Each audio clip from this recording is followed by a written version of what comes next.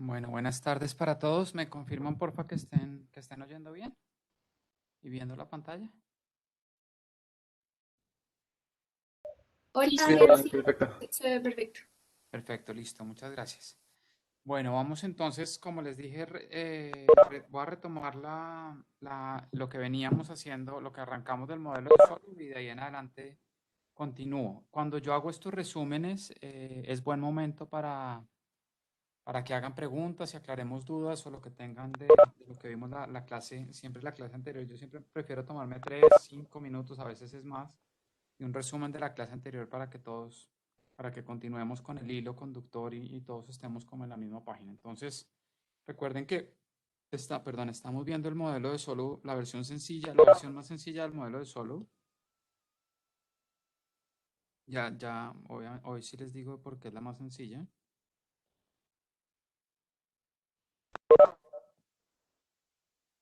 Que recuerden, no voy a escribir eso, pero recuerden que es el modelo de Solo, básicamente, recuerden, es el punto de partida natural de prácticamente, no solo de todos los modelos de crecimiento económico modernos, sino también el punto de partida natural de mucho de la macroeconomía dinámica que hoy, digamos, que hoy se estudia.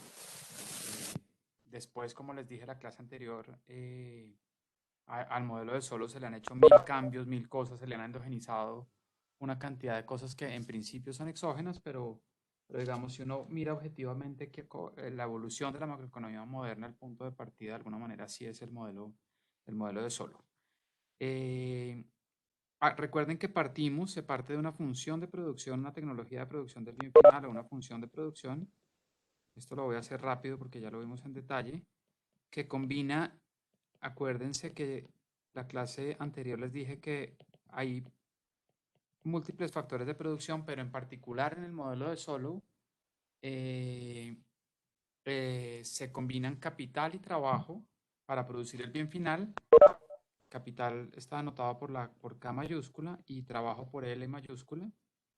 Y el parámetro, la variable AT, que va a ser en este caso un parámetro, mide la productividad total de los factores o la eficiencia con la cual se combinan, con la cual se combinan el capital y el trabajo para producir el bien final. Y esa tecnología de producción, la caracterización de esa tecnología de producción del bien final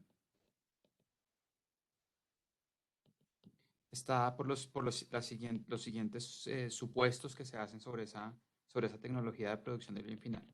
Sin ninguno de los dos factores de producción, no hay producción. Esa es más o menos obvia. La que no es tan obvia es, sin capital, a pesar de que haya trabajo, no hay producción. Y con capital, pero si no hay trabajo, tampoco hay producción. ¿Vale? Entonces, aquí, básicamente, lo que dice esta condición 1 es que los dos factores son esenciales. La condición 2 habla de retornos marginales positivos en los factores de producción. Es decir, lo que nos dice es que el cambio en la producción,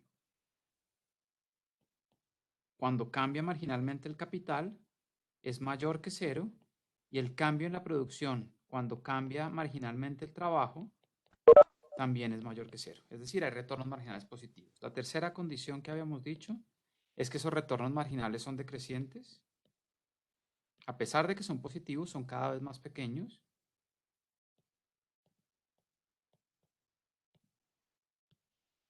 Que lo que dice básicamente, déjenme no escribirlo tan largo, que la segunda derivada es negativa con respecto al capital y la segunda derivada con respecto al trabajo también es negativa. Es decir, la primera dice, en la medida que se aumenta el capital o el trabajo, el producto aumenta. Y la tercera dice, sí aumenta, pero cada vez menos en el margen. ¿Vale? La cuarta condición, recuerden que hice mucho énfasis la clase pasada sobre ese tema. La cuarta condición dice que hay retornos constantes a escala, que es radicalmente diferente de los retornos marginales. Retornos constantes a escala.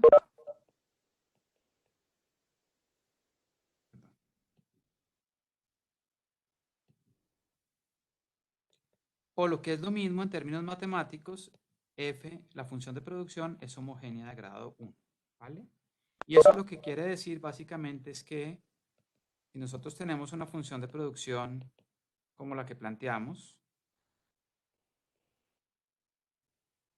y aumentamos o disminuimos o multiplicamos por algún factor lambda o cualquier cosa, el capital y el trabajo al mismo tiempo, no uno solo, sino los dos al mismo tiempo, por un factor lambda positivo o negativo, pues negativo no tendría sentido, el producto se nos multiplica exactamente por lambda. Si tuviéramos retornos decrecientes a escala, significaría que al aumentar los dos factores de producción al mismo tiempo por lambda, el producto, lo que está a la izquierda, se nos aumentaría, pero en un factor menos que proporcional que lambda, ¿vale? Pero vamos a asumir retornos constantes a escala, que es importante para digamos, para unos pasos matemáticos que vamos a hacer. Ese es un supuesto. Uno puede tener, me preguntaba en la clase pasada, uno puede tener funciones de producción con retornos con retornos decrecientes a escala, eso es perfectamente válido.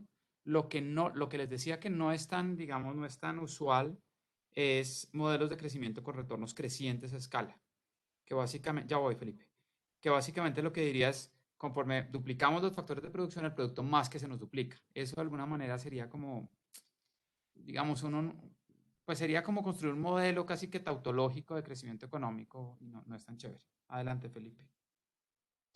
Daniel, yo tengo una pregunta. Es que en el libro de Zuleta y Medellín sale que además tienen que cumplir que los factores son complementarios. No sé si eso, no sé, o sea, como que no sé si eso sea muy necesario o por eso no lo ponen, pero pues por eso no lo pone usted, pero Ajá. está No, no es pensando en eso. necesario, no es necesario. Uno no puede no tener complementariedad y el modelo de Solow se comporta tal cual. Ok. Complementariedad es una cosa, digamos, que se cumple en general, pero no es una condición necesaria para los resultados que se obtienen del modelo de Solow. No sé si ellos, si Nano y María Medellín lo ponen como una condición necesaria, no, no lo es, no lo es. No veo la razón por la cual sea necesaria asumir que hay complementariedades productivas.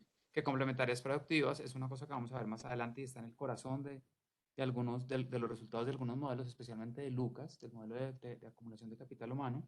Lo que quiere decir, recuerden las complementariedades productivas, es que la productividad marginal del capital, en este caso, sería creciente en la cantidad de trabajo y la productividad marginal del trabajo sería creciente en la cantidad de capital. Eso significa, esa es la forma matemática de definir o económica de definir complementariedades productivas en el marco de estos modelos. Pero acá yo no veo que sea una condición necesaria, ¿vale? La quinta condición son las condiciones de borde o condiciones de nada.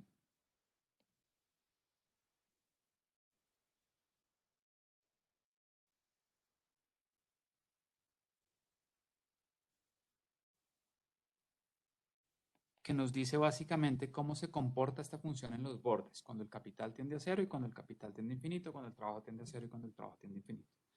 Y aquí básicamente lo que asumimos es que el límite cuando el capital tiende a cero de la productividad marginal del capital es infinito.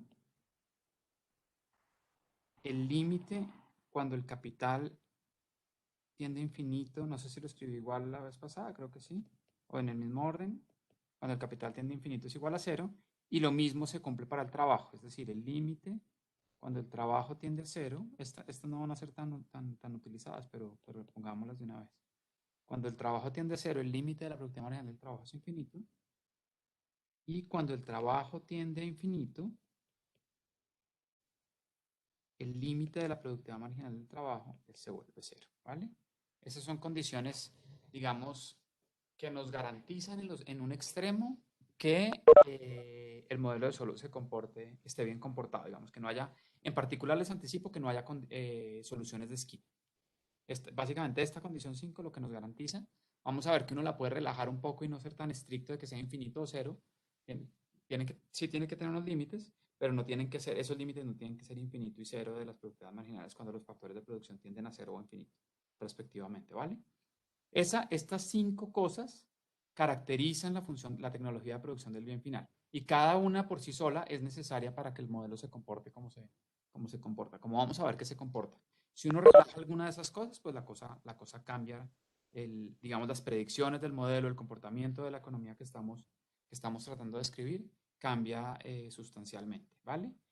El segundo supuesto que hacemos en el modelo de Solow, la segunda parte del segundo supuesto del modelo de Solow, recuerden que les hice bastante énfasis la clase pasada, cuando uno caracteriza, y eso lo tenemos que hacer en todos los modelos, cuando uno caracteriza una tecnología de producción del bien final, y nuestra pregunta es, si quieren hagámoslo esto como un paréntesis, la pregunta final es la tasa de crecimiento en el corto y en el largo plazo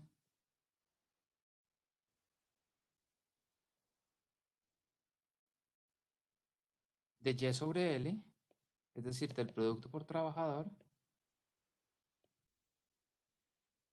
Entonces, básicamente, nosotros ya sabemos cómo se comporta la producción total de la economía cuando cambiamos los dos factores a la vez, cuando cambiamos uno solo, cómo cambian en el margen, en la segunda derivada, etcétera, etcétera. Eso nos caracteriza la función de producción.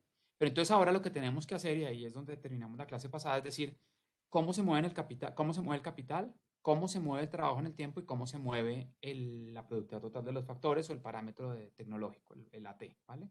Y eso es lo que vamos a caracterizar ahora. Entonces, vamos a suponer que se cumple la identidad macrodinámica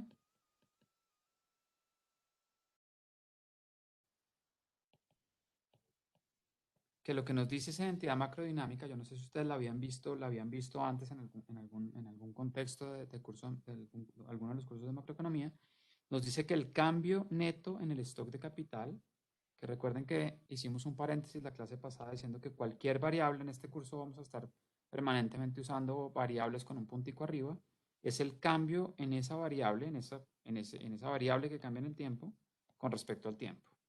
Es igual a cuánto se invierte en nuevo capital menos cuánto se destruye, menos lo que sale, que es lo que se destruye producto de la depreciación, donde delta es un parámetro de depreciación, es el parámetro de depreciación, está entre 0 y 1 y es el parámetro de depreciación.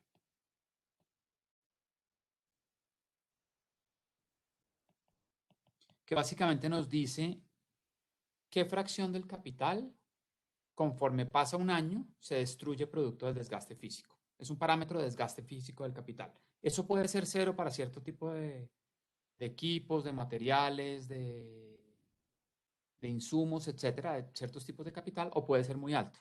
Puede que un bien de capital solo dure un año o puede que dure 15 años, etcétera. Y esto es un parámetro importante para medir. Entonces, fíjense que esto es, ¿cuánto capital nuevo entra a la economía?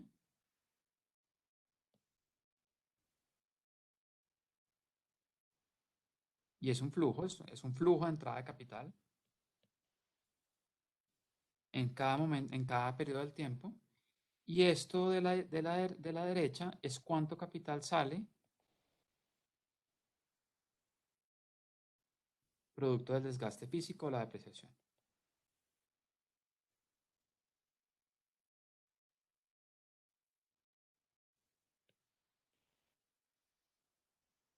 Daniel, una pregunta. Dale, Ay, no, qué pena, es que no me salía lo que estabas escribiendo, pero ya. ¿ya te salió? Vale. Sí. Daniel, yo sí tengo una pregunta. Adelante. En esta identidad, lo que pasaría es que siempre todo lo que se invierta demora un año en volverse capital físico, ¿cierto? O ¿Por no qué pregunta necesariamente eso? es un año. ¿Por qué pregunta eso? No sé, Por no lo, sé. por lo que, pues el K.T Ujú. es la inversión en el periodo menos lo que cambió, o sea, lo que se depreció. Pero entonces Ajá. la inversión se convierte en el siguiente periodo en capital físico o al tiempo. digamos, como es una variable flujo, es lo que entra de capital en ese momento del tiempo. Yo creo que su pregunta es mucho más relevante cuando usted piensa en términos no continuos, sino discretos. Recuerden que yo les había dicho, alguien me preguntó en la clase pasada, yo les había dicho que les había escrito algo así, esto de nuevo es un paréntesis, yo hago un montón de paréntesis para aclarar a veces dudas o para que miren cosas. El capital, si estuviéramos en tiempo discreto, el modelo de solo lo manejamos en tiempo continuo, luego el de Ramsey lo hacemos en tiempo discreto, yo salto de uno a otro, eso no tiene problema. Y además a ustedes les enseño un poco a saltar notación distinta en tiempo discreto y en tiempo continuo. Eso no cambia absolutamente nada. Uno puede escribir el modelo de solo en tiempo discreto y no es exactamente la misma cosa. El equivalente en tiempo discreto, y creo que esto aclara su pregunta, es que el capital en T más 1 es igual al capital que había en el periodo anterior, o sea, en T, más la inversión que se hizo en el periodo anterior, y ahí sí entonces entra su duda, Juan, que es la inversión que se hizo en el periodo anterior entra como capital en T más 1, no es parte del capital en T. En tiempo Ok, continuo sí. en tiempo continuo es mucho más difícil verlo, Ah, menos la sí. depreciación, ¿vale? Es que lo estaba pensando así como lo pusiste, pero sí, ya entiendo, Sí. gracias. En tiempo discreto, su pregunta creo que es más fácil de ver. En tiempo continuo no es tan fácil porque uno casi que lleva al límite el tiempo a periodos muy cortos. ¿Mm? Pero es exactamente equivalente, ¿vale? Listo. Entonces, esta es la identidad macro básica que nos dice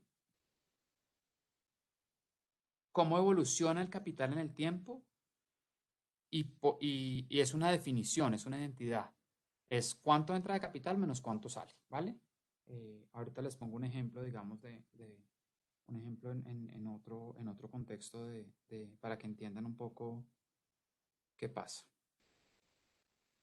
Bueno, entonces ya sabemos cómo evoluciona el capital en el tiempo. Lo tercero, y aquí viene porque estamos viendo la versión sencilla del modelo de Solow, vamos a suponer que LT es igual a L e igual a 1 para todo T. Es decir, no hay crecimiento de la población.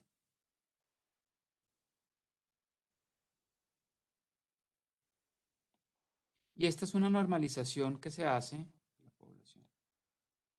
Esta es una normalización que se hace en muchos modelos. Esto es inocuo, uno podría asumir que la población es L y cargar parámetros, pero si el foco de atención del modelo es la acumulación de capital físico, ¿para qué ponerse a complicar un poco que L no es 1, sino que es 48 millones de personas o 35 millones de población económicamente activa? No sé, me estoy inventando cifras. Es más fácil simplemente normalizar la 1 y con este supuesto, una cosa que compramos con este supuesto, luego en la segunda versión del modelo solo relajamos esto y ahí entra, cuando veamos esa segunda versión del modelo de solo, entra una pregunta que me hicieron la vez pasada, la clase pasada, y es cómo hacemos el paso de las variables agregadas a las variables per cápita. Fíjense que acá, al asumir esto, al asumir que la población es igual a 1,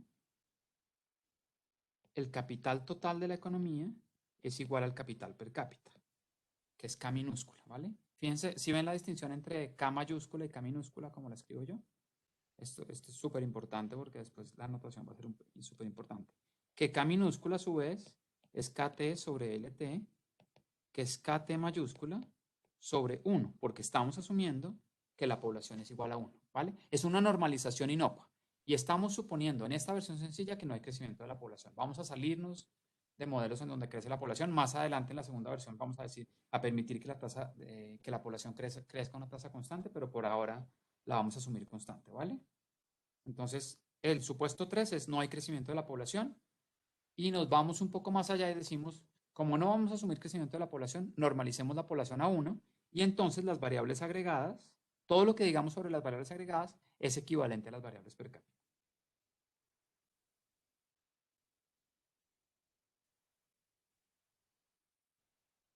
Que son las que nos interesan, ¿no? Acuérdense que lo que nos interesa a nosotros es cuáles, digamos, cómo se comportan las variables endógenas per cápita a lo largo del tiempo. ¿Sobre esto hay alguna pregunta?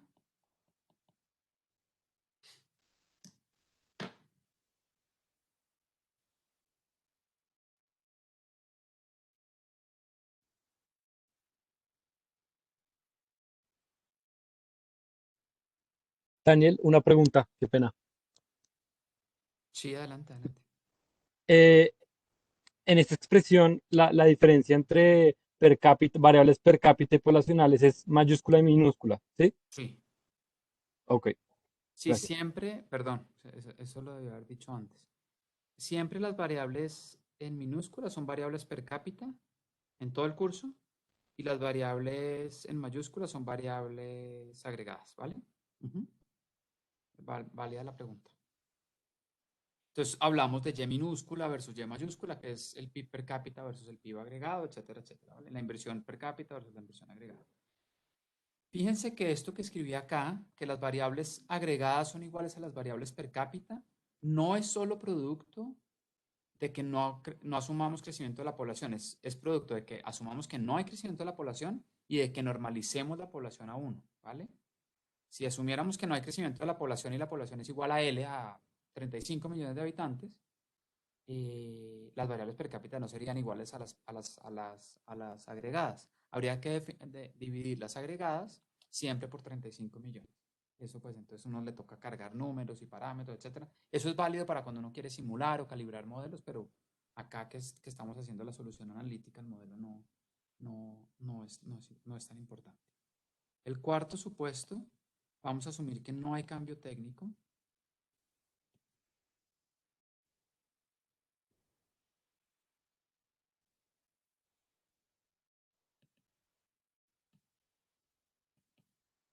Que es equivalente a progreso tecnológico, es decir, no hay progreso tecnológico, que es la tercera versión del modelo de Solow que vamos a ver.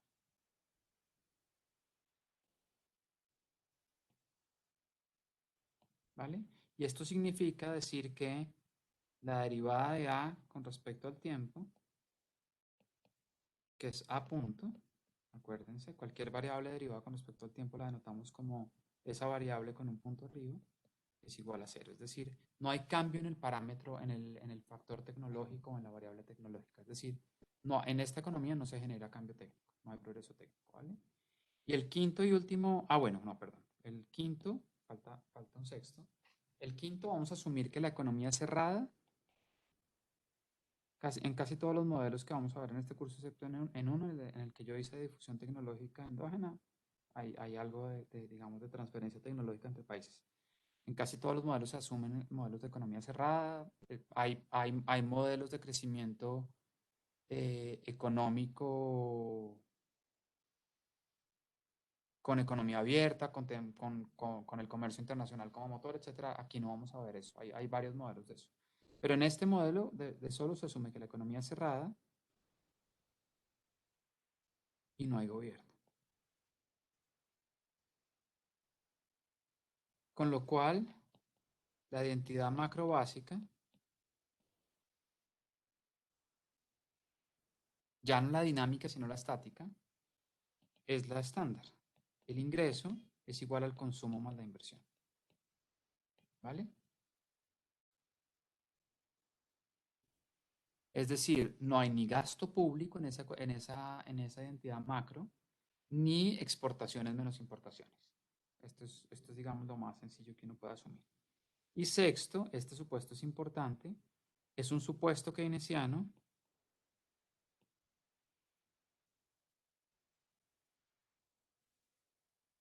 en lo que tiene que ver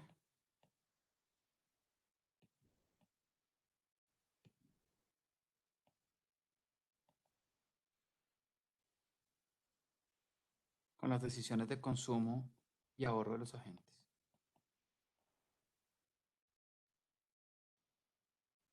Sebastián, adelante con el micrófono, por favor. Profesor, una pregunta. Si Adelante. el modelo tiene en cuenta el desempleo, No, acá se asume, perdón, acá se asume pleno empleo y plena utilización del capital, plena utilización de la capacidad instalada, que es un supuesto, digamos, a largo plazo el desempleo es puramente friccional, que es gente cambiando, digamos, de trabajo. Es lo natural que se da entre gente que sale de ciertos puestos y está buscando, porque se detuvo la... ¿Ustedes siguen viendo mi pantalla? Sí, no. sí, ahí la seguimos viendo, profe. Pero aquí se me detuvo, esperen un segundo porque la estoy moviendo y no me aparece lo que escribo. No, no la están viendo. Pues la están viendo, pero no están viendo lo que estoy escribiendo. Algo pasó acá. Espérenme, devuelvo un segundito, denme un segundo. A ver qué pasó. Que se me desconectó. Ya se está conectando de nuevo el iPad, perdón.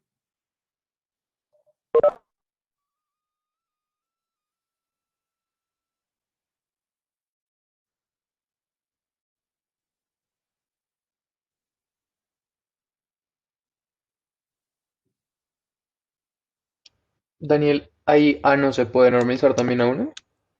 ¿Cómo? Ahí A no se puede normalizar también a uno.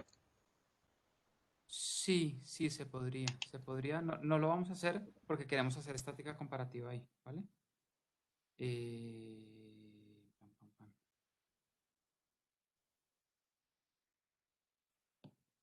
Oigan, algo pasa. Algo pasó. No entiendo. Se quedó como.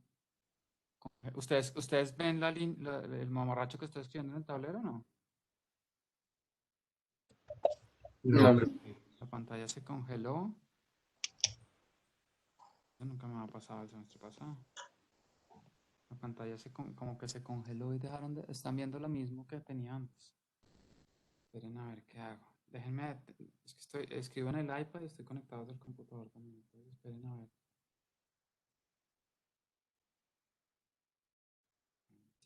Detener esto ya listo.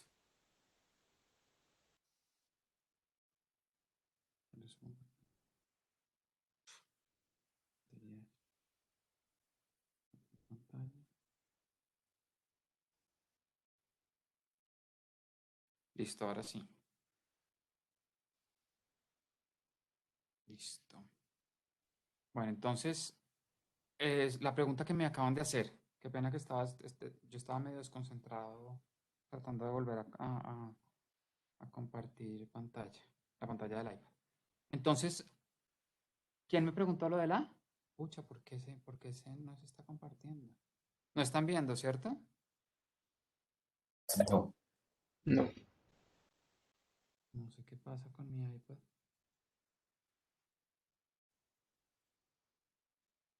Qué pena, esto nunca me ha pasado.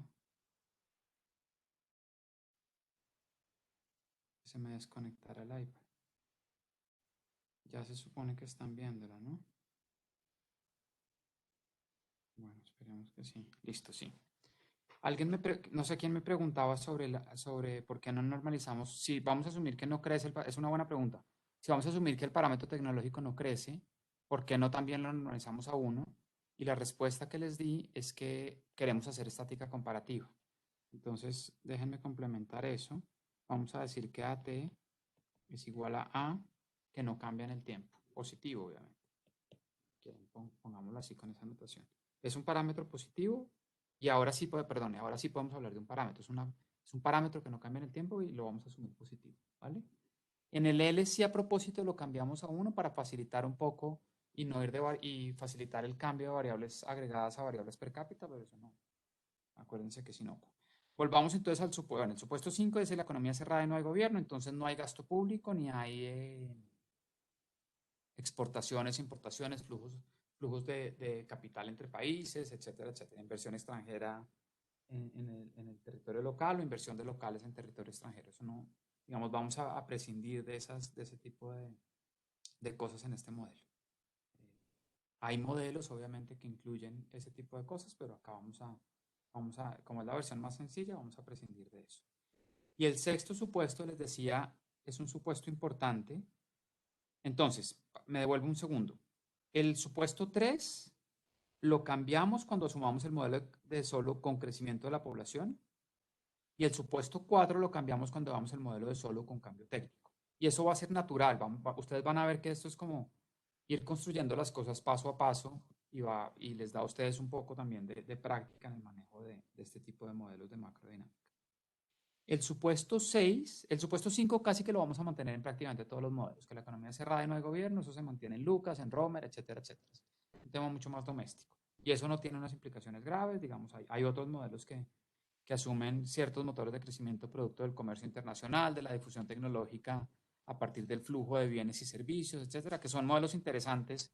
Hubo un paper muy famoso hace como unos 15 años de Eaton y Cortum. Fue tal vez el paper más famoso en esa época sobre flujos de transferencia tecnológica a partir de los bienes importados y exportados, etcétera. Una cosa empírica súper sofisticada, súper bien hecha, etcétera, pero acá no. Ese es un tema un poco más de un curso de macro avanzado, de crecimiento económico en el PEC, con un doctorado. El supuesto 6, entonces vamos a suponer que las decisiones de consumo y ahorro de los agentes es keynesiana. Es decir, vamos a hacer un supuesto keynesiano, tal cual ustedes lo vieron en el modelo ISLE, en macro 1. Entonces vamos a suponer que los agentes, los individuos en esta economía,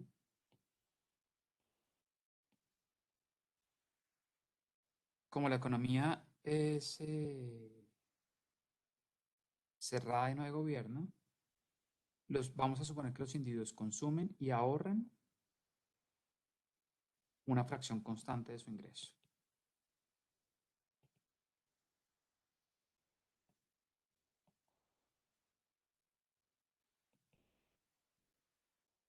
En particular,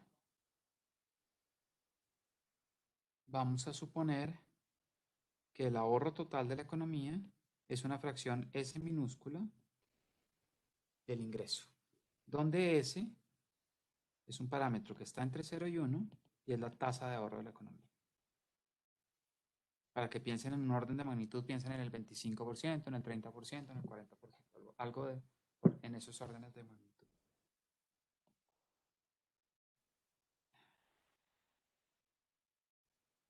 Y obviamente 1 menos S es C minúscula, que es la propensión marginal a consumir. Lo que en el modelo ISLM ustedes llamaban la propensión marginal a consumir.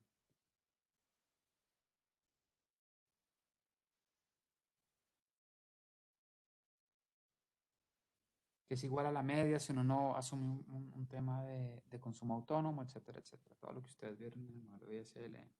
No es que este sea un modelo ISLM, es un modelo de corto plazo, simplemente es un supuesto por eso lo llamamos un supuesto keynesiano, que los agentes ahorran una fracción S minúscula que es constante de su ingreso. Detengámonos acá un poquito y pensemos en las consideraciones económicas de ese supuesto. ¿Qué Daniel, problema le ven ustedes a ese? Es un supuesto simplificador, ¿vale? Y de alguna manera, si asumimos esto, estamos también asumiendo que los agentes no están tomando ninguna decisión, Felipe, no están tomando ninguna decisión económica en términos de optimización, de cuánto consumen y cuánto ahorran, sino que automáticamente, como autómatas, el ingreso que obtienen consumen una fracción S consumen una fracción 1 menos S, o sea, C minúscula, y ahorran una fracción S. Felipe, adelante. Daniel, una pregunta. ¿Podrían no ahorrar nada o ahorrar todo? Porque es que, o sea, no sé si eso es como porque no lo hayas puesto bien, pero, o sea, están abiertos los paréntesis, o sea, Están los están... paréntesis abiertos. Si vamos a suponer que no hay, está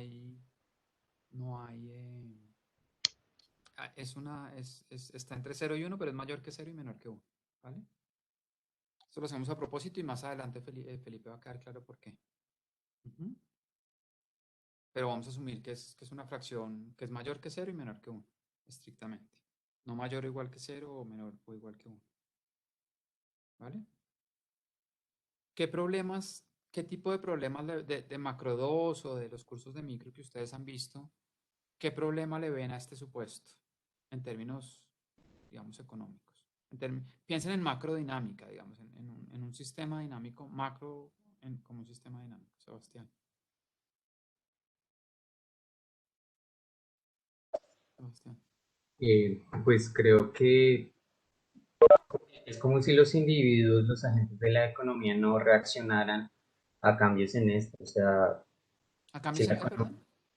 como si no reaccionaran a los movimientos de la economía. O sea, si hay fallas o algún impedimento, pues la gente ahorra más, o si hay más consumo, pues ahorra menos. Es como si no hubiera una reacción de los agentes Está bien, pero en particular, ¿a qué no reaccionan? ¿A qué dos cosas no reaccionan?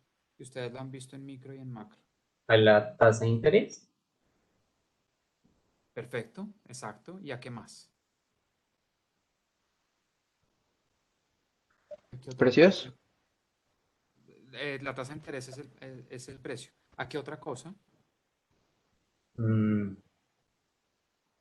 A su ingreso, ¿no? Que es endógeno, es una variable endógena. Eh, Puede que agentes con más ingreso ahorren más o ahorren menos, lo que sea, ¿vale? Entonces, fíjense que este supuesto, que es el que vamos a modificar cuando veamos Ramsey, en Ramsey básicamente solo con optimización dinámica, es decir, permitiéndole a los agentes que optimicen sus decisiones de consumo e inversión y que reaccionen a cambios en la tasa de interés y a cambios en el ingreso. Entonces vamos a ver tanto en el modelo de Fisher, que es una versión súper sencilla de Ramsey, sin crecimiento porque es solo 2 periodos, etcétera, o en el modelo de Ramsey, que ya es un modelo de Fisher con múltiples periodos, muchas más cosas endógenas, etcétera. Vamos a ver que los agentes reaccionan a cambios en precios. Y en particular, ¿por qué nos interesa, de alguna manera, por qué nos interesa cómo cambia la fracción del ingreso que los agentes ahorran conforme cambia la tasa de interés? Porque ¿qué en el fondo es lo que está? La economía está creciendo, y una economía creciendo, ¿qué significa? ¿Que qué está cambiando? Piensen en que los mercados son en el largo plazo, los mercados, pensando en macro dinámica de largo plazo, los mercados de capital y trabajo son perfectos. Entonces la tasa de interés refleja la productividad marginal del capital. Está determinada por la productividad marginal del capital, ¿vale? En competencia perfecta. Si eso es así, y estoy respondiéndole yo mismo la pregunta, si eso es así y la economía está creciendo, pues la tasa de interés va a ir cambiando conforme la economía crece. Y si la tasa de interés cambia conforme la economía crece porque se va haciendo cada vez más pequeña, producto de los retornos marginales decrecientes a la acumulación de capital, supuesto que hicimos arriba cuando caracterizamos la tecnología de producción del bien final, uno esperaría que la tasa de ahorro de los agentes cambie. Los agentes se están volviendo más ricos y por un efecto ingreso pueden estar aumentando su tasa de ahorro porque satisfacen, digamos, una canasta de consumo básico con una fracción menor de su ingreso porque el ingreso está creciendo. Pero hay otra fuerza que se contrapone, y es que la tasa de interés, conforme el capital aumenta y su productividad marginal disminuye, la tasa de interés va a ir cayendo. Entonces haría que los agentes ahorren menos. Entonces las dos cosas, digamos, son dos fuerzas que de alguna manera se contraponen y hacen que los agentes tomen decisiones óptimas. Acá no. Acá lo que estamos haciendo es que vamos a suponer que, independiente del nivel de capital, es decir, de la tasa de la productividad marginal del capital y del nivel de ingreso que tengan los agentes, siempre van a ahorrar una fracción constante de su ingreso. De alguna manera, eso lleva a que algunas personas vean el modelo de Solow como un modelo de contabilidad macrodinámico. Es cierto, es peyorativo, pero es cierto. Es peyorativo, hay gente que se pone brava cuando se le dice así, pero en estricto sentido, uno sí puede decir eso. Y siendo aún más petulantes, uno podría decir que este no es un modelo económico porque los agentes no están tomando decisiones. Obvio que no es así, digamos. Este es digamos, el punto de partida de toda la teoría de crecimiento económico moderna. Pero los agentes de alguna manera, al hacer este supuesto, estamos cerrando el espacio para que los agentes tomen decisiones óptimas en cuanto a sus decisiones de consumo e inversión, consumo y ahorro, ¿vale? Daniel, eso que planteaste de que con respecto a que en la medida en que aumenta, en la medida en que disminuye la productividad marginal del capital, disminuyen también las tasas de interés, ¿es algo que se pueda comprobar empíricamente o que se haya comprobado empíricamente? Esa es una buena pregunta, Mateo. Esa es una buena pregunta. Digamos, lo que pasa es que hay muchos más elementos que este modelo no incorpora. Y su pregunta al final del día está en el core, la esencia de por qué este modelo no genera crecimiento económico de largo plazo. Porque el motor de crecimiento en este modelo es la acumulación de capital, y los incentivos a la acumulación de capital se van diluyendo producto de la caída en la tasa de interés, que es producto del aumento en el capital y producto de la disminución de la productividad del capital, ¿vale? Entonces, eso es para responder su pregunta. Yo a veces me desvío un poquito, pero para responder su pregunta, sí se puede comprobar empíricamente, y cuando se comprueba empíricamente uno no ve las tasas de interés cayendo. Entonces, hay algo que hay que añadirle a este modelo la mejor respuesta que vamos a tener en el curso a esa pregunta suya es los modelos de crecimiento endógeno, ¿vale? Y recuerden, acuérdense siempre de esa pregunta que acaba de hacer Mateo. Al final del día, todos los modelos, esto es una caricaturización, pero es tras años de dictar este curso y de estudiar estos temas. En el fondo, todo lo que uno busca con todos los modelos de crecimiento endógeno es que los incentivos a la acumulación de los factores acumulables, perdón la redundancia, pero es válida, no caigan. Si caen, se apaga el motor de crecimiento económico, de capital humano, de capital físico, de lo que sea, ¿vale? Entonces, uno le tiene que añadir cosas a este modelo, que es cuando veamos Lucas, espero acordarme de su pregunta, Mateo, les voy a decir, miren, lo que está pasando exactamente es que el capital sí tiene rendimientos marginales decrecientes, pero las complementariedades productivas entre el capital físico y el humano hacen que par y paso que se acumula capital físico, se acumula capital humano, y la acumulación de capital humano contrarresta la caída natural de los producto de los retornos marginales decrecientes en la acumulación de capital físico. Puede que no me estén entendiendo nada, pero va a ser eso, ¿vale? Qué pena que de alguna manera estoy adelantando una Sí, cosa. ahí entiendo más o menos la idea. ¿Perdón? ¿Qué, Mateo? Que sí, hay más o menos, hay más o menos voy entendiendo la idea. Vale, listo. Vale. Entonces, de nuevo, este es un Daniel, supuesto keynesiano, es perdón. un supuesto fuerte, pero es un supuesto simplificante. Hay una frase que me gusta decir, no es solo en este curso, sino en cualquier curso de los que yo he dictado, y es que criticar, y esto es importante, de nuevo, esto es un paréntesis que va más allá del curso, criticar un modelo económico por sus supuestos simplificantes es tan estúpido como creer ciegamente en él, ¿vale? Obviamente los modelos son maquetas de la realidad. Cuando los arquitectos, creo que les dije esto ya antes, cuando los arquitectos van a hacer un edificio, hacen unos planos y unas maquetas, ¿vale? Y ni los planos ni las maquetas incorporan absolutamente todas las realidades de ese edificio. Pero si hacen un bosquejo de cómo va a ser ese edificio, cómo se comporta, cómo está acá, cómo es cada piso, de qué tamaño, cómo se distribuyen los espacios, etc. Lo mismo son, al final del día, lo mismo son los modelos económicos. Los modelos económicos son simplificaciones o abstracciones de la realidad que hacen ciertos supuestos simplificantes para concentrarse en lo esencial, en lo realmente importante. Y uno, obviamente, el proceso, digamos, de avance científico en el conocimiento de economía, parte de teorías básicas y va construyendo sobre esas teorías, le va colgando y colgando y colgando cosas para acercarse cada vez más a la realidad. Nunca uno va a tener un modelo completo que explique absolutamente todo y tenga absolutamente todos los componentes de la vida social, económica, política, etcétera, que vivimos en la realidad. Pero son abstracciones que nos ayudan a entender de alguna manera los fenómenos económicos y sociales. Entonces, este es un supuesto simplificante. Ya con esto, con ese supuesto, básicamente tenemos todo el modelo. Tenemos todo el modelo. Ya lo que necesitamos ahorita es manipulaciones, ¿vale? Manipulaciones súper sencillas. Déjenme devolverme a una cosa acá. Ya les dije que del supuesto keynesiano, y a propósito en el punto 5 me devuelvo una cosa que es reordenando esta identidad macro básica, la estática, YT menos CT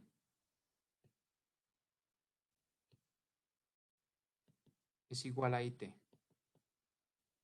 Fíjense que lo que está al lado izquierdo de esta ecuación es el ingreso menos el consumo, que es igual al ahorro.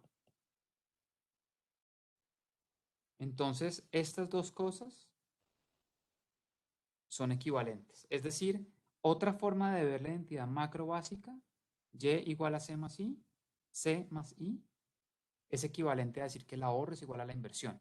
¿Y la intuición de eso cuál es? Que la única fuente en una economía cerrada y sin gobierno, la única fuente de financiación de la inversión es el ahorro doméstico. ¿Vale?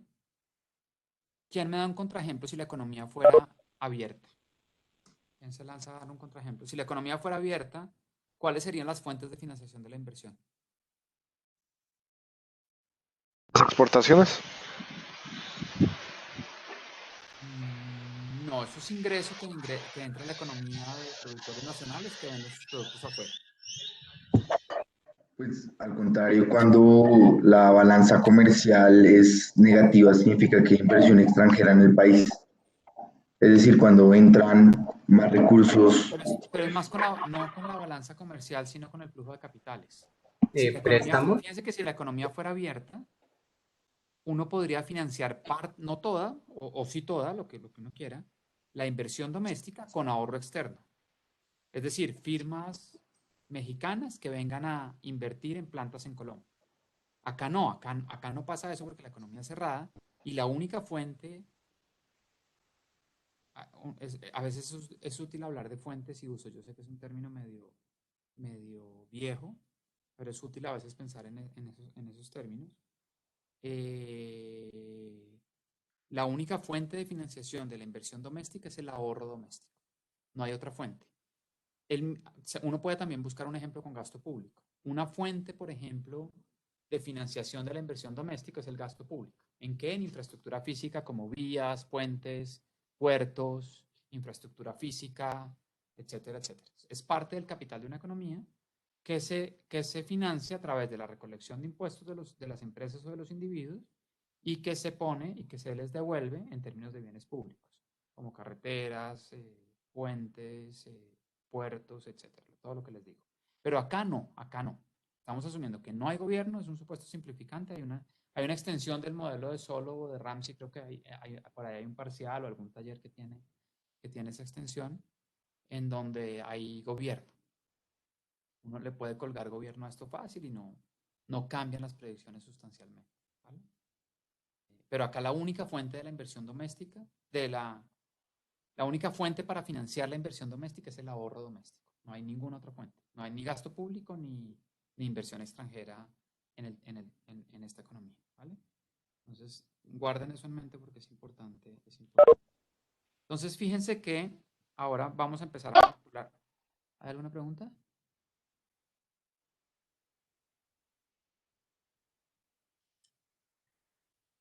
Bueno, entonces vamos a manipular ecuaciones ahora. Esto es súper sencillo, ultra requete sencillo. Entonces, miren, de la función dinámica de acumulación de capital,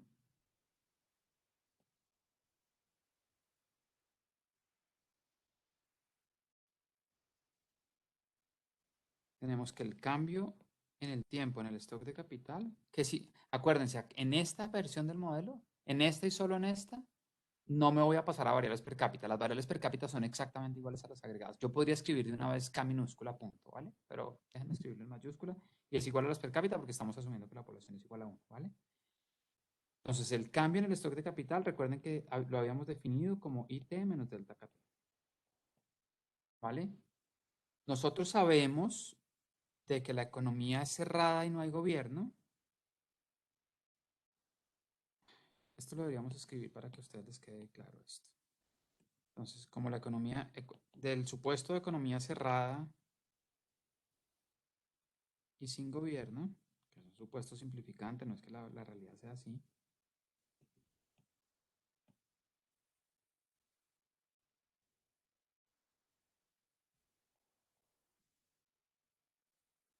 Tenemos que el ahorro es igual a la inversión. ¿Vale? Y del supuesto keynesiano,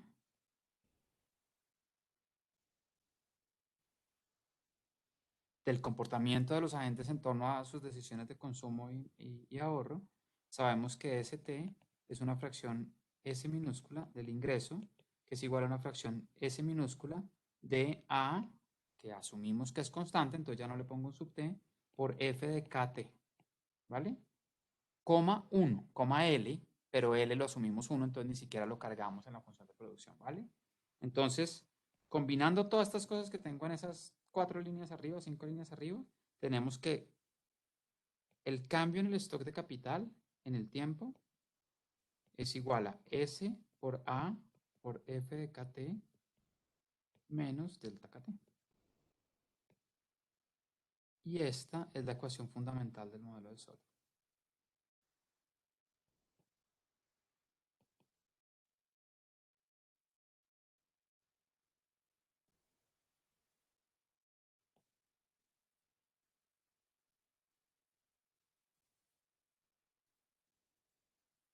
Que nos dice básicamente cómo evoluciona el capital en el tiempo dependiendo de unas cosas, de cuánto ahorran los agentes, cuánto capital hay en cada momento del tiempo y cuál es la tasa de apreciación. Y esa es la ecuación fundamental que vamos a estar analizando. ¿Vale? Daniel, qué pena. ¿Menos qué dice ahí? Menos delta por KT. Gracias. Ujú.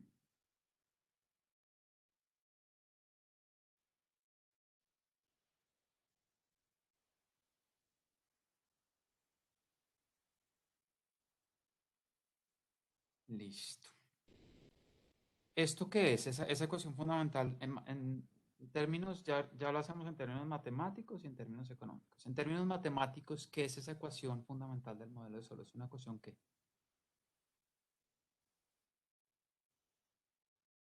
Una ecuación diferencial de primer orden. Es una ecuación diferencial de primer orden, exacto.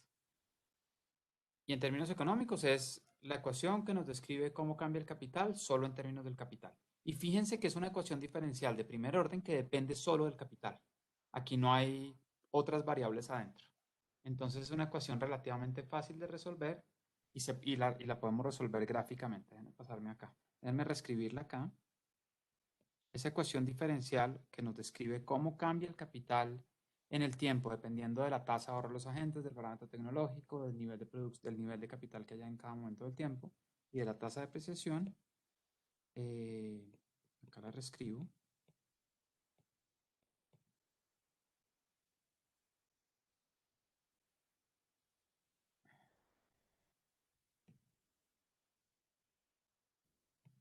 Menos delta KT, ¿vale? Esta parte izquierda la vamos a llamar la curva de ahorro, que es, fíjense que esto al final del día es S mayúscula, el ahorro total de la economía, o sea, la inversión. Y esta parte derecha la vamos a llamar la curva de depreciación.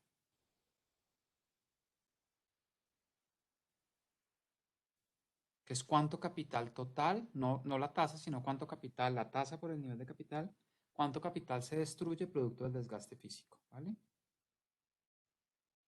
¿Listo? Y vamos a resolver esa ecuación gráficamente.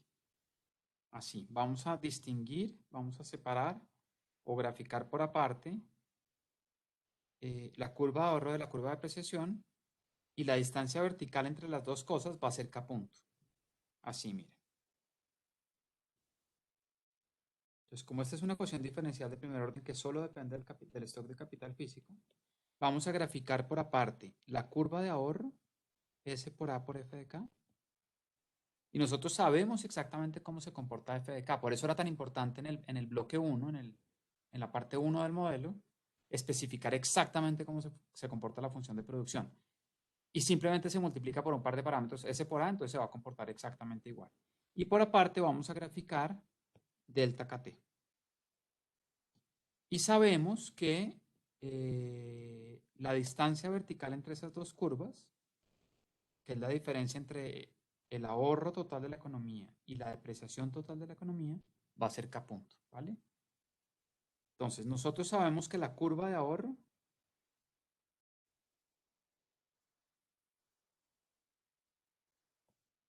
se comporta exactamente así. ¿Por qué? ¿Por qué?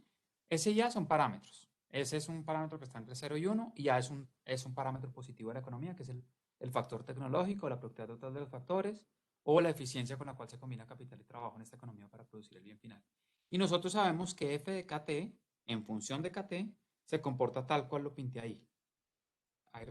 Es positiva, digamos, la producción es positiva, es creciente en el stock de capital, pero cada vez menos, es decir, hay retornos marginales decrecientes. Y en los bordes, la pendiente de esa función es infinito en el borde inferior y en el borde superior la pendiente es cero. Es decir, el límite de la productividad marginal del capital cuando el capital tiende a cero es infinito y la otra. ¿Vale? Y el borde superior, que es el límite cuando el capital tiende a infinito de la productividad marginal del capital, es igual a cero. Esa es la curva de ahorro de la economía. La curva de depreciación es una línea recta con pendiente delta. ¿Vale?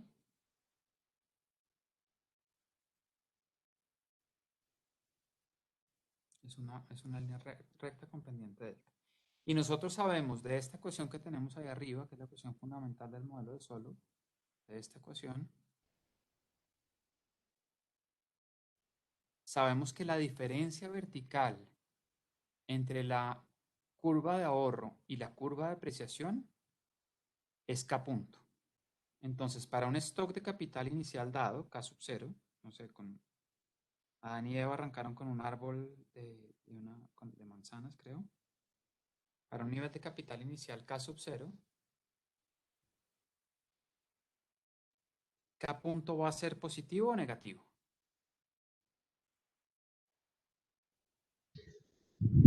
Positivo. Positivo porque la curva de ahorro es mayor a la curva de depreciación, y entonces la diferencia entre las dos cosas es positiva. Y entonces ahí sabemos que el capital va a estar creciendo, ¿vale? Va a estar evolucionando hacia crecer, hacia la derecha, si quiere, ¿vale? Siempre que fíjense gráficamente y matemáticamente que siempre que la curva de ahorro, es decir, lo que se meta de capital nuevo a la economía, que es la inversión, sea mayor a lo que se destruye producto del desgaste físico, el capital va a estar creciendo.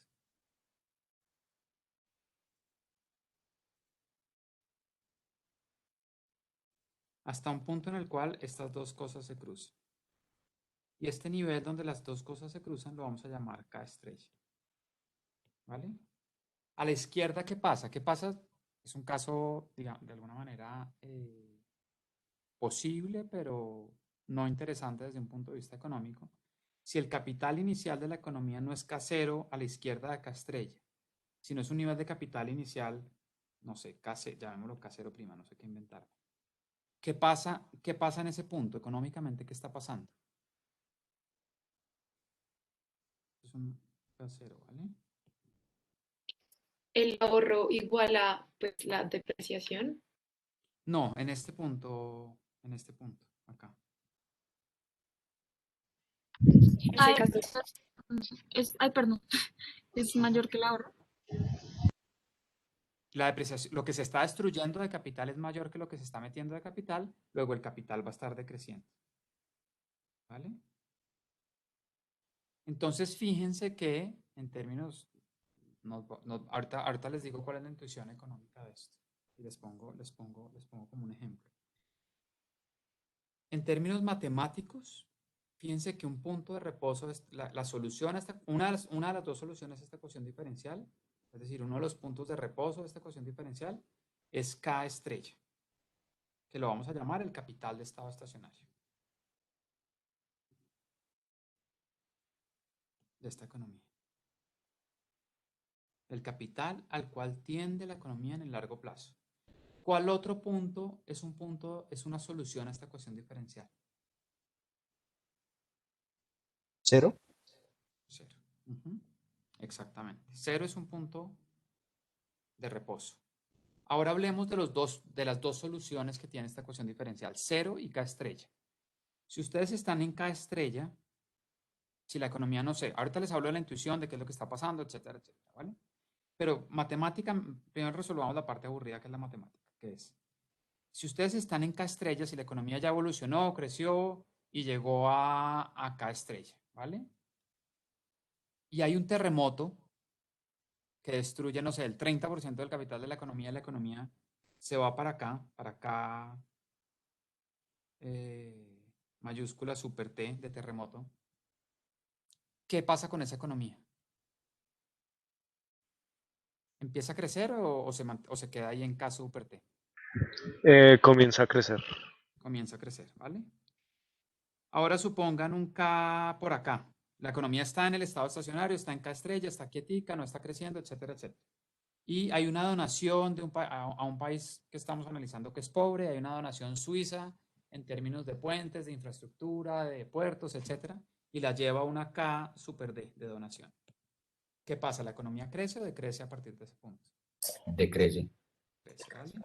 Entonces, a lo que quiero llegar con estos dos ejemplos es a que K estrella es la solución estable a esta ecuación diferencial.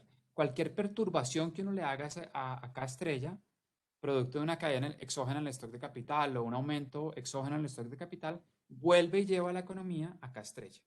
¿Vale? Ahora analicemos la otra solución a esa ecuación diferencial, que es 0. Supongan que una economía está en 0 y le donan textualmente, épsilon de capital, un alfiler o un arbolito de manzanas, lo que ustedes quieran, lo más mínimo, chiquitico, de nada. La economía pasa de 0 a un K épsilon, K super épsilon. ¿Ahí qué pasa? ¿La economía arranca a crecer o se devuelve a 0? Arranca a crecer y tiende a K estrella, ¿cierto? Entonces lo que les estoy diciendo es que matemáticamente hay dos soluciones a esta ecuación diferencial, pero la única solución que es estable, que es un punto de reposo estable, es K estrella. 0 es un punto de reposo que si no se choquea, si no se perturba, ahí se queda la economía. Pero con cualquier perturbación, con que nazca un arbolito que dé algún fruto, ya la economía crece hacia K estrella, ¿vale? Daniel, una pregunta. Ajá. No se podría encontrar como un punto de inflexión en que el capital ya empiece a decrecer. No. No, la respuesta concreta es no. Y fíjese que ustedes ya vieron un curso de ecuaciones diferenciales, ¿o no? Sí. ¿Sí? Eso que ustedes están preguntando es si la llegada al punto de reposo, estoy hablando matemáticamente, ¿vale? Yo no me acuerdo, o sea, no soy un experto en ecuaciones diferenciales, estoy lejos de eso, pero cuando uno ve un curso de ecuaciones diferenciales, hay ecuaciones diferenciales en donde se converge saltando de un lado a otro y despacio se va llegando al punto. Acá no, acá la convergencia es despacio y por debajo, ¿vale? O sea, no hay un punto de inflexión exacto que uno pueda encontrar. Entonces, No, por eso la la economía única crece solución. monotónicamente. La respuesta es la economía crece monotónicamente y tiende a K estrella, ¿vale? Listo. Gracias. Intuitivamente, ojalá alcance a decirles esto. 6 y 2. Intuitivamente, ¿qué está pasando? Fíjense, la economía, el ejemplo, ¿por qué les parece que uno debe analizar este modelo en un nivel de capital inicial menor a K estrella?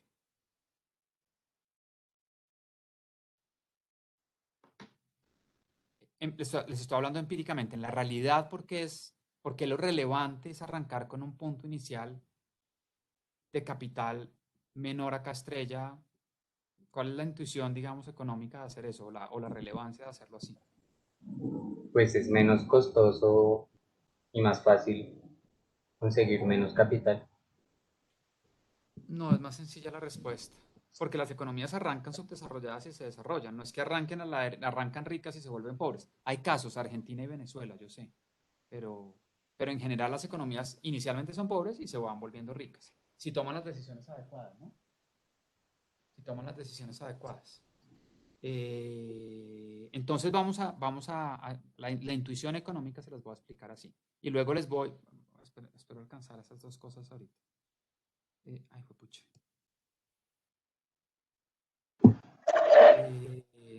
Daniel, una pregunta rápida, ¿por qué la depreciación se representa de forma lineal? ¿Qué lógica hay en eso?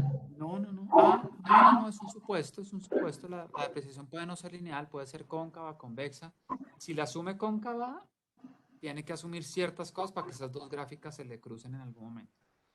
Si la asume convexa, es más fácil porque seguro se le cruza. Pero porque asumimos que en algún punto se van a tener que cruzar. No, es que sumamos, es que pasa. Este no es un supuesto, eso pasa. Pasa porque Pues, pasa. ¿Por qué? Respóndame usted, Mateo, por favor. Esa pregunta suya es importante. Pues matemáticamente sucede si asumimos que la forma de la función de depreciación es cóncava o lineal, pero es convexa. Lineal o convexa. Es lineal o convexa, pero si es cóncava, entonces nunca se cruzarían. Entonces, por eso digo, porque asumimos. Sí se podrían cruzar. Ahorita borro esto, mire. Mire, le pongo una cóncava donde se cruzan. Supongo que delta K es cóncava y es una cosa así. Ahí se me cruza. O le puedo decir, ¿qué tal que fuera así? Ahí nunca se me cruza. Me jodo. O sea, no me cierra el modelo. Pues pucha, ahora borrar esto va a ser un rollo. Sí, precisamente pregunto es por qué las funciones que escogemos se cruzan en algún punto. como si necesariamente en algún punto el ahorro fuese a ser igual a la depreciación. No, son supuestos que estamos haciendo. Estamos asumiendo, suponiendo que la depreciación es una fracción constante del stock de capital. Delta es mayor que cero y es constante y no cambia con el nivel del stock de capital. Uno podría asumir, con la pregunta que usted está haciendo, que la tasa de depreciación depende del stock de capital. Entonces ahí tiene que hacer un supuesto. ¿Es cóncava, es convexa en el stock de capital?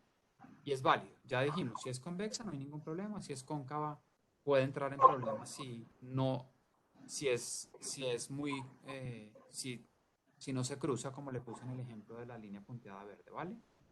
Es un Ok. supuesto que estamos haciendo.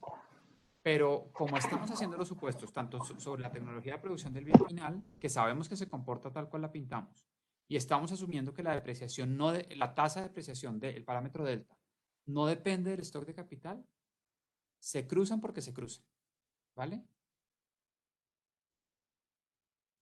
¿Puedes repetir eso último? Qué pena. Qué pena que hice algo mal cuando borré esto. Me acabo de dar cuenta que hice algo mal. Esto es así. Perdónenme, corrijo porque si no las notas quedan mal. Esto es así.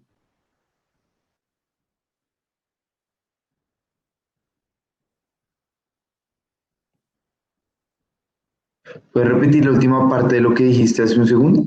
¿De por qué se cruzan? ¿Por qué se cruzan? Por lo que estamos asumiendo.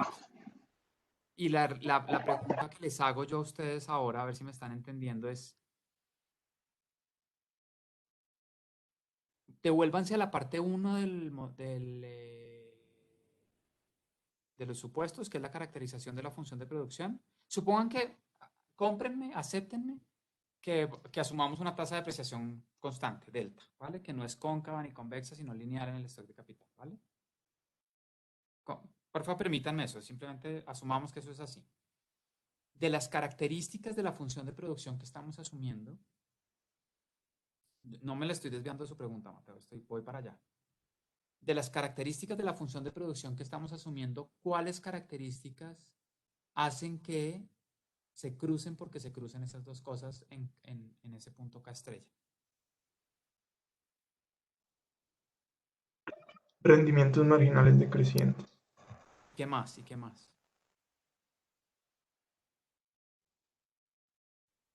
¿Qué otro? Y límite cuando K tiende a infinito sea cero. ¿Y cuál otro? ¿Y cuál otro? Está bien.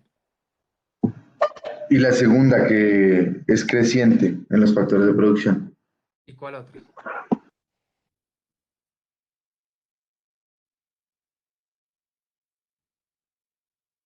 ¿Qué pasa si yo les digo esto? Esto es un paréntesis, ya lo borro. ¿Qué pasa si yo se los pinto así?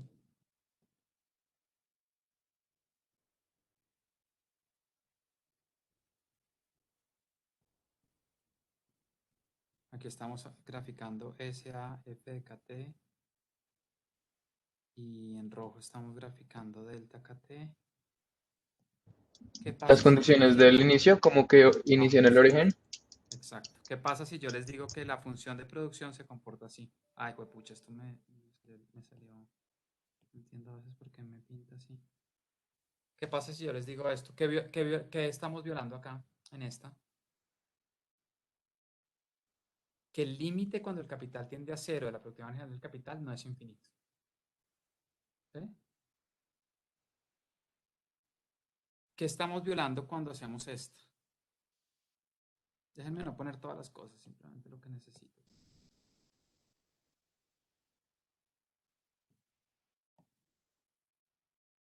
Esta se cumple. Ay, Dios, no sé por qué me la pinta lineal a veces. ¿Cuál estamos violando ahí? Que el límite cuando tiende a infinito es cero. El límite cuando el capital tiende a infinito de la productividad marginal del capital es cero. Entonces, fíjense que todo se necesita, ¿vale? Yo con contraejemplos les digo, miren que si violamos este supuesto, o este supuesto, o este otro supuesto, la cosa no funciona. ¿Qué pasa si suponemos, por ejemplo, esto? Estoy poniéndoles contraejemplos de violaciones a, a supuestos que hicimos.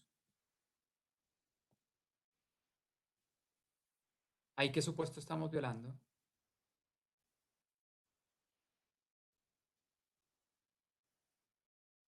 No tiene rendimientos marginales decrecientes. Exacto. Fíjense que los rendimientos marginales son positivos, pero no son decrecientes. Entonces no se van a cruzar.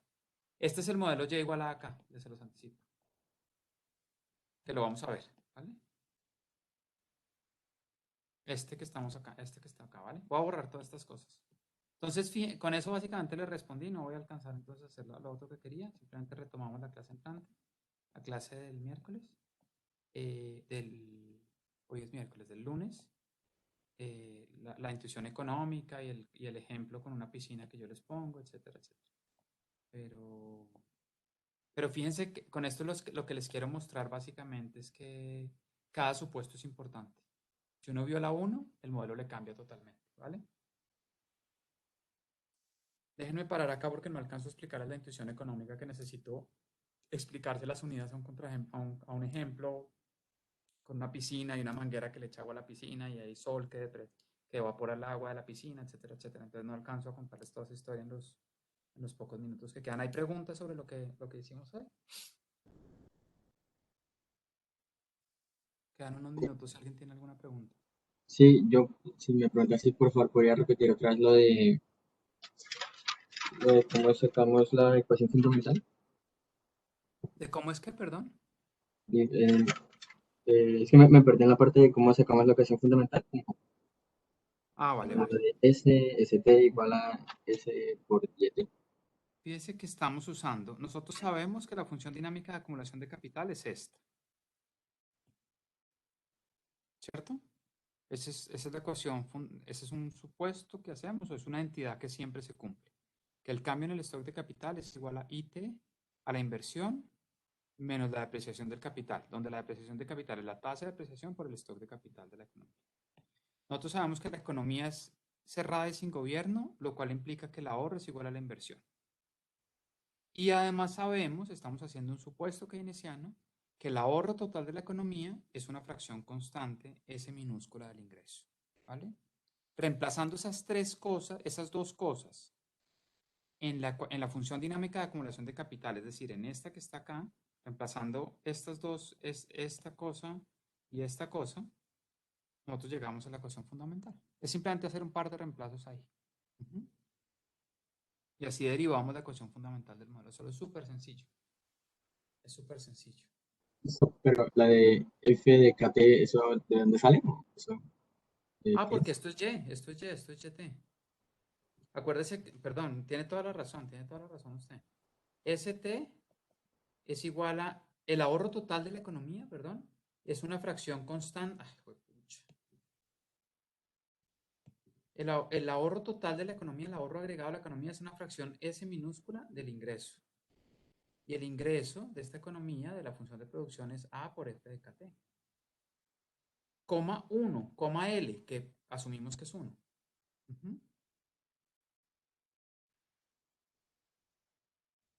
Sí, me faltó decir de alguna manera que nos acordemos que YT es igual a A por F de KT.